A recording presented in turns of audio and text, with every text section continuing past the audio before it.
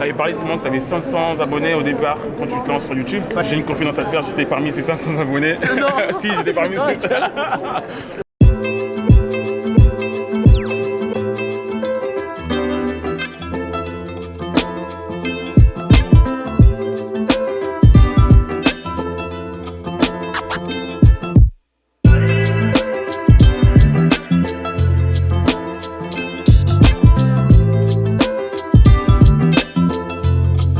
Salut la Com Sport Team, donc là on est à Metz, mais on file à Paris au salon de la photo. On va vous montrer un petit peu l'univers qu'on kiffe à mort et vous proposer un petit peu les nouveaux modèles qui se présentent et qu'on pourra utiliser pour nos prochaines productions et tournages, etc. Donc j'espère que ça va vous plaire. Ça y est, on est arrivé à Paris et devinez qui j'ai retrouvé. Voilà, la photo sans le boss. On peut pas aller au salon de la photo sans le boss de la photo.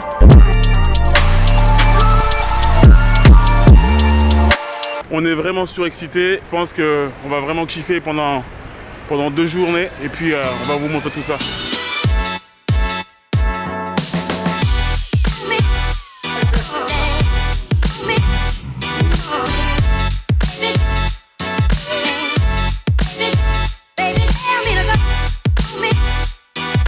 Franchement, ce qui me hype le plus, c'est la proximité que tu peux avoir avec les créateurs de contenu. En plus, tu te rends compte qu'en fait, les créateurs de contenu, ils ont les mêmes problématiques, ils ont les mêmes kiffs que toi. C'est toujours inspirant, parce que justement, dans ce domaine-là, je pense que l'inspiration, c'est le plus important. Moi, je regardais pas mal de vidéos de Kazinesta.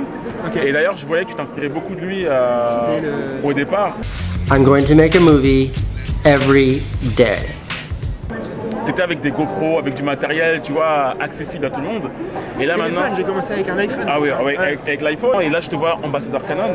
Qu'est-ce qui a changé et qu'est-ce qui n'a pas changé du tout, quoi? Ce qui n'a pas changé, c'est moi, c'est la personne, Julien. Je suis toujours aussi hypé par la vie, trop envie de réaliser tous mes rêves et compagnie. Dans une carrière, il y a un peu des points de pivot qui font que tu changes complètement. Tu vois. Le premier point de pivot, ça a été cette vidéo avec l'armée qui a fait que je suis devenu de rien à youtubeur un peu plus sur le devant de la scène. C'est aussi toutes mes aventures au pôle Nord et compagnie qui là m'ont fait rentrer dans une dimension complètement nouvelle.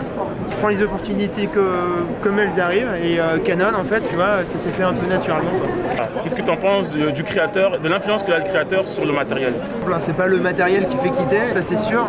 Tu peux faire des photos de ouf avec n'importe quoi. Genre limite un appareil photo pour enfants, tu peux, tu vois, il y a Jonathan Bertin qui a un autre créateur qui l'a fait, tu vois, qui s'est fait. Je sais même pas si je vais la recadrer, tu vois. Je l'aime beaucoup comme ça. Question. T'as mal au bras? Ouais, ça va, tu la portes, c'est génial.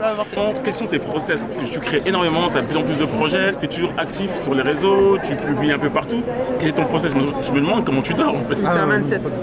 Un état d'esprit. Donc l'état d'esprit, c'est réaliser ses rêves en permanence, se fixer aucune contrainte, aucune limite. Dans mon workflow, j'intègre le fait d'avoir plein d'angles en permanence pour pouvoir, sur une action, pouvoir faire plein de choses. On débarque sur la banquise, on crée un camp de survie. Il y en a qui vont se dire ok, je fais qu'une photo ou qu'une vidéo. Moi j'y vais, je suis armé avec mes 2 boîtiers, ma GoPro qui filme ici. Je vais essayer de me poser une caméra devant, comme ça on me voit marcher, etc. Avant toute chose, en fait, c'est plus que je suis multicasquette. Oh, merci, j'étais mort là, j'en pouvais plus. Tu peux te remercier, Julien. Bah ouais, ça fait plaisir. Ok, je te remercie. Le mec est trop grand quoi, 1m80. Who knew I would make it this far? They hated, they never believe me. Yeah, I would never drop the ball, I know. Canon R7 An R7. Canon R7. Grip here feels very comfortable. Là, c'est une expérience de taré. Ici, on a le Canon R7, un boîtier vraiment révolutionnaire à 1500 balles. Son objectif 400 mm qui fait facilement 8000 voire 10 000 euros. On a une rafale de dingue à 30 images par seconde. On dirait une mitraillette le truc. Ce qu'ils ont fait là à Canon, c'est fou.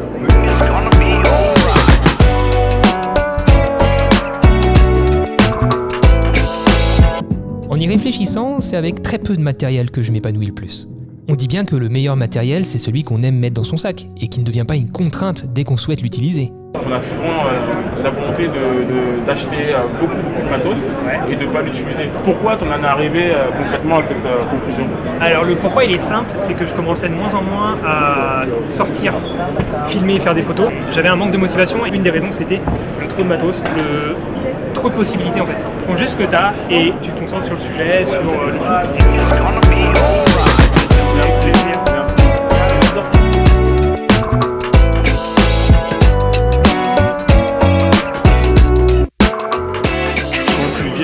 salon de la photo, tu as l'impression que tu es à Disneyland pour la vidéo et la photo.